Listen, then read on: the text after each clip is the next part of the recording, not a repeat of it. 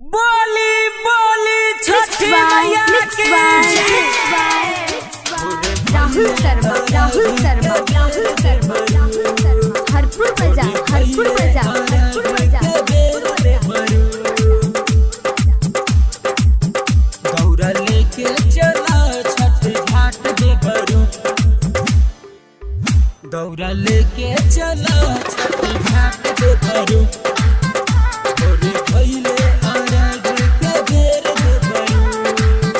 दौरा लेके चला छठ घाट दे बरू दौरा लेके चला छठ घाट दे बरू भोरे भइले अरघ के बेर दे बरू भोरे भइले अरघ के बेर दे बरू दौरा लेके चला छठ घाट दे बरू दौरा लेके चला छठ घाट दे बरू भोरे भइले अरघ के बेर दे बरू भोरे भइले अरघ के बेर दे बरू राहुल शर्मा राहुल शर्मा राहुल शर्मा हरपुर बाजार हरपुर बाजार दौरा लेके चला छठ घाट दे बरू दौरा लेके चला छठ घाट दे बरू भोरे भइले अरघ के बेर दे बरू जाके बाजारे से नारियल ले आहब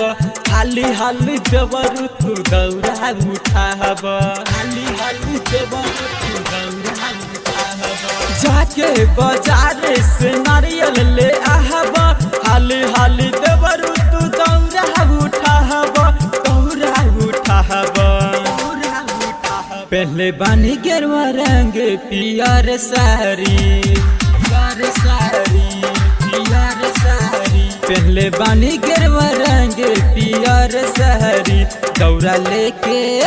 दौरा लेके चलो छठ घाट दे बरू दौरा लेके चलो छठ घाट दे बरू छठ घाट दे बरू छठ घाट दे बरू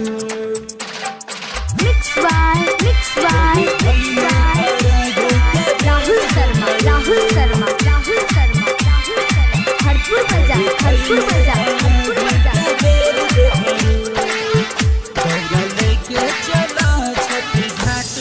रहले तो आस एगो बेटा के भीरी तब तो ऐनी हम अरघ के बेरी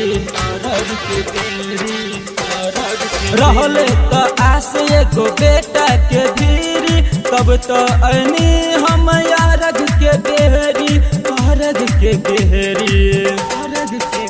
साले साले देहब जोरा सूप माई हो साले साले देहब जोरा सूप माई हो दौरा लेके चलो छठ घाट दे बरू दौरा लेके चलो छठ घाट दे बरू